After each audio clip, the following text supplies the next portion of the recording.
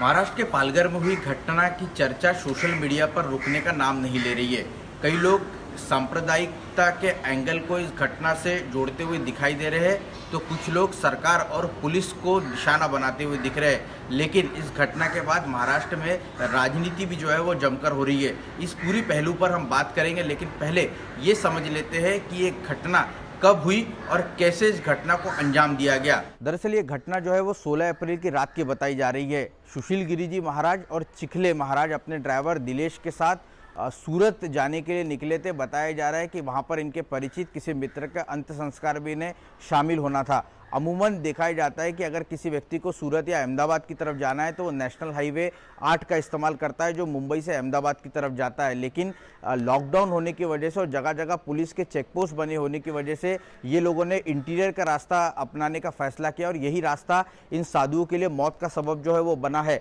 हमें जो जानकारी मिली है उसके मुताबिक गढ़चिंचोली गाँव की तरफ जैसे ये लोग पहुंचे तो वहाँ पर वन विभाग का एक चेकपोस्ट बना हुआ था, जहाँ पर इन्हें पूछताछ के लिए रोका गया। जैसी वन विभाग की टीम इन साधुओं से पूछताछ कर रही थी, उसी वक्त गांव के करीबन 100 से ज़्यादा लोग वहां पर इकट्ठा हो गए और बातचीत जब वन विभाग के लोग इनसे कर ही रहे थे, उस वक्त इन साधुओं पर पहली बार जो है वो लोगों ने हमला कर दिया। दरअसल इस गांव में एक अफवाह पिछले कुछ दिनों से देखने को मिल रही थी कि बच्चा चोरी की एक गैंग जो है इस गाँव के आसपास सक्रिय, और इन लोगों को शायद इस बात का अंदाज़ा था कि वन विभाग की टीम ने जिन लोगों को धर दबोचा है ये वही लोग हैं, लिहाजा किसी बात का अंदेशा या किसी तरह की बातचीत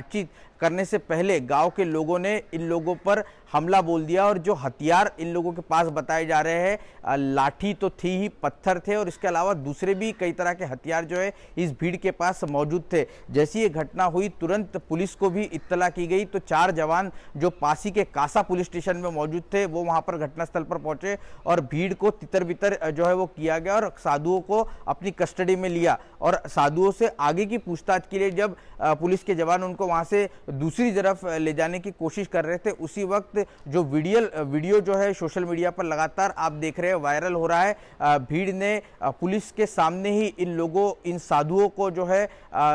इन पर हमला कर दिया और पीट कर वहीं पर उनकी जान जो है वो चली गई। तो कुल मिलाकर पुलिस की भूमिका को लेकर भी सवाल जो है इस जो वीडियो वायरल हो रहा है उसमें देखने को और सुनने को जरूर मिल रहे हैं। घटना के वीडियो सोशल मीडिया पर वायरल होने के बाद इस घटना को सांप्रदायिक रंग देने की भी कोशिश जो है एक धड़ा जो है वो करता हुआ दिखाई दे रहा है। लेकिन गृह मंत्री अनिल देशमुख ने घटना के तुरंत बाद जो है वो ट्वीट कर ये जानकारी दी है कि घटना में शामिल लोग और जिनकी मौत हुई है दोनों एक ही धर्म से आते हैं, लिहाजा इसे सांप्रदायिक रंग देना जो है वो पूरी तरीके से गलत है। और जितने भी लोग इस घटना में शामिल थे या जिन लोगों ने इन साधुओं पर हमला किया वे सभी आदिवासी समाज से आते हैं। इस तरह की जानकारी भी जो है वो पुलिस की ओर से सामने निकल कर आई है। तो इस तरह की घटना को सांप्रदायिक रंग देना जो है वो पूरी तरीके से गलत है। लेकिन राजनीति भी जो है अब इस घटना के बाद पूरी तरीके से देखने को मिल रही है। एक तरफ बीजेपी के नेता संदीप पात्रा ने अपने ट्विटर अकाउंट से ट्वीट कर कहा है कि जिस इलाके में घटना हुई है वहां से एनसीपी के जो समर्थन वाले सीपीआईएम के विधायक जो है वो जीत कर आए हैं, लिहाजा इस इलाके में उनकी अच्छी खासी पैठ है, इस तरह का आरोप उन्होंने लगाया। तो इसी का जवाब जो है वो कांग्रेस की तरफ से सचिन सावंत ने दिया है। सचिन सावंत ने कहा है कि जिस गढ़चिंचोली गांव में घटना हुई है वहां पर उस गांव में उस जिला पंचायत में बीजेपी का प्रभाव और बीजेपी का गढ़ है, तो लिहाजा आरोप प्रत्यारोप जो है पार्टियों के बीच में देखने को मिल रहे हैं। लेकिन कुल मिलाकर अगर देखें तो सरकार अपनी जिम्मेदारी से यहाँ पर नहीं बच सकती, क्योंकि महाराष्ट्र में कांग्रेस, एनसीपी और शिवसेना की सरकार है। पहले भी इस तरह के इनपुट जो है वो पुलिस को मिल चुके हैं। एक अखबार ने भी इस खबर को प्रमुखता से छापा है कि कुछ दिनों पहले ही एक डॉक्टर जब इस इलाके में पहुंचा था तो उसे भी निशाना बनाया गया। तो इनपुट्स पहले ही पुलिस के पास थे, लिहाजा इस गांव में जो लोग इकट्ठा हुए उनमें जो रूमर फैला हुआ है, जो अफवाह फैली हुई कि बच्चा चोरी करने की एक गैंग यहां पर सक्रिय है, तो उन्हें समझाने की कोई कोशिश